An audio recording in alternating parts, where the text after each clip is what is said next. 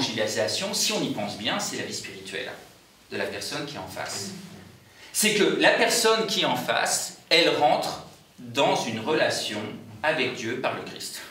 C'est ça l'objectif en fait. D'où tout le reste va découler. Commencer par la dimension ecclésiale. Parce que les fils adoptifs se retrouvent frères. Et ça, c'est l'Église. L'évangélisation, c'est quoi? C'est de faire entrer la personne en relation avec Dieu par Jésus. Alors, cette relation, on va regarder un peu ses acteurs. Il faut dire, le premier acteur, c'est qui dans une relation? Le premier acteur dans une relation, vous allez me dire que c'est une évidence, enfin, c'est évidemment ceux qui agissent, les deux de la relation. Hein. Donc en l'occurrence, Dieu et la personne. Pas un tiers, c'est Dieu et la personne. Le premier acteur de la relation, c'est Jésus. L'évangélisation ressortit d'abord de l'action de Dieu. D'abord de l'action de Dieu. Conséquences très pratiques. Beaucoup de conséquences pratiques à ça. Souvent, nos fatigues dans l'évangélisation, c'est qu'on oublie ça, vraiment par ignorance, c'est qu'on n'y pense pas, hein. Et que du coup, on se met à la place de Dieu, qu'il va falloir tout faire. Alors là, évidemment, chaud les mains pour moi. Ça va être dur, hein. Ça s'annonce difficile.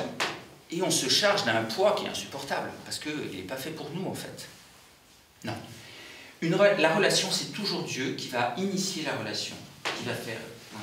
Tu ne me chercherais pas si je ne t'avais pas déjà trouvé. Et ça, c'est toujours vrai. Hein. La personne dont je vous ai parlé tout à l'heure, qui est arrivée dans notre église, il y a quelques années, ça faisait des mois qu'elle était clairement travaillée par le bon Dieu, c'est évident. Voilà, qui, petit à petit, par divers trucs, voulait lui faire rentrer dans une église. Hein. C'est d'abord lui. Donc, nous, l'évangélisateur, on va arriver de toute façon en deuxième position. Et même en troisième. Parce que le premier acteur, c'est toujours Dieu. C'est lui qui conduit les choses. Le deuxième, c'est évidemment la personne évangélisée. Là aussi, c'est une évidence. Qui va poser des petits oui. Qui va poser des petits oui. Au début, dans un cadre tout à fait en dehors de la foi catholique. Hein. Ça va être peut-être accepter simplement de rentrer dans une église. Sans plus. Ça va être peut-être simplement d'accepter de prier comme elle pourra ce Dieu qu'elle ressent un peu, mais dont elle ne connaît pas grand-chose. Vous voyez? Et ça, c'est l'affaire entre le bon Dieu et la personne. Ça, vous n'en savez rien. C'est toujours un préliminaire à ce que le Seigneur se sert du troisième élément, qui n'est qu'un instrument, qui est l'évangélisateur, qui vient toujours après. Ça, j'ai remarqué. Le Seigneur, moi, il m'envoie... Enfin, comme évangélisateur, je n'ai de ma place que si le Seigneur a préparé le terrain. Sinon, ce n'est pas la peine de se fatiguer. Je prie pour la personne, bien sûr. Seigneur, voilà, et ça c'est mon rôle, hein, la prière toujours. Mais voilà, je vois qu'il n'y a pas besoin de... Non, c'est pas le moment. Et c'est le Seigneur qui décide, c'est pas moi. Hein. Et donc là aussi, je ne vais pas me fatiguer là où je vois que c'est pas encore... le Seigneur ne me demande pas d'aller, vous voyez. Hein. Par contre, vous allez voir, si on se laisse guider, le Seigneur il nous envoie et on découvre que la situation a été préparée, mais vous n'en revenez pas, quoi. Et que justement, les questions qu'a la personne, c'est celles où vous savez que par grâce, vous y arrivez un peu à répondre, quoi. Ça veut dire aussi qu'il ne va pas y avoir un seul évangélisateur. Il faut vraiment sortir du truc où, voilà, je vais arriver, je vais convertir la personne. Là, on est complètement à l'autre. On n'est qu'un petit instrument. Et il va y avoir beaucoup d'autres instruments. Et donc, le Seigneur, il va prendre un, il va prendre l'autre, il va servir d'un livre, qui parfois n'est honnêtement pas trop catholique, dont je ne vous recommanderai pas, vous qui êtes évangélisés, je ne vous recommanderai pas la lecture. Mais c'est le Seigneur qui fait. Hein.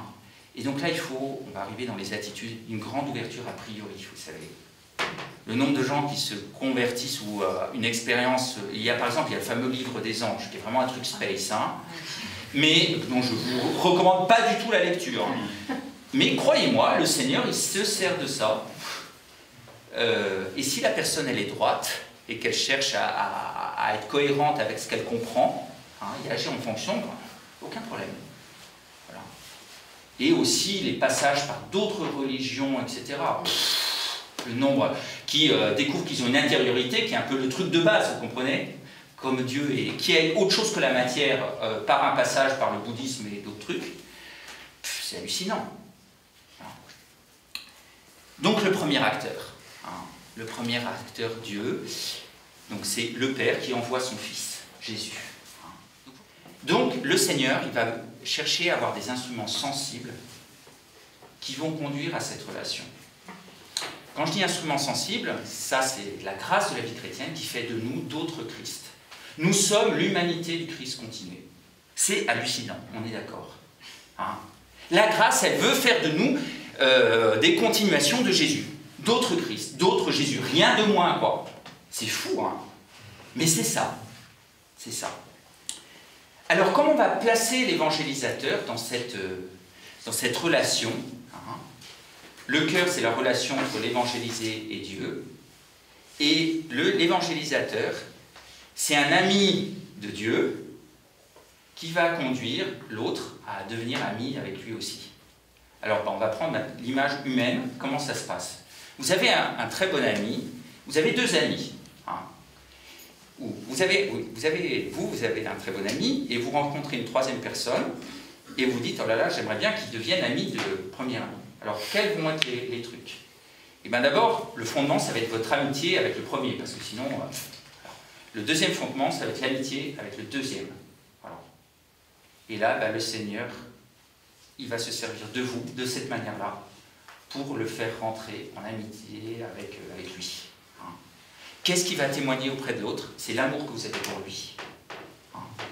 Quand vous avez un bon ami qui vous dit, tu sais, tu devrais rencontrer un troisième, spontanément, vous êtes déjà ouvert, quoi. Hein. Voilà. Et puis aussi, ce qu'il va percevoir de votre ami à travers vous. Hein. S'il voit à travers vous déjà un peu le visage de l'ami, ça va lui faire envie, quoi. Ça va lui faire envie. Hein. Mais après, vous voyez, vous allez les mettre en contact, hein, c'est ça. Mais après, vous allez vous retirer, parce que la relation, elle est libre. Hein, elle est à deux. Et donc, il va se passer des choses entre les deux, votre ami de premier et le deuxième, voilà, qui vous serez, ça ne sera pas votre... Mais c'est beau, et vous allez vous réjouir. Parce que vous avez fait naître une vraie amitié, et vous voyez que ça porte beaucoup de fruits, etc. Vous êtes hyper heureux, et que ça marche, vous n'avez pas besoin d'être là. Bon, ça c'est l'évangélisateur.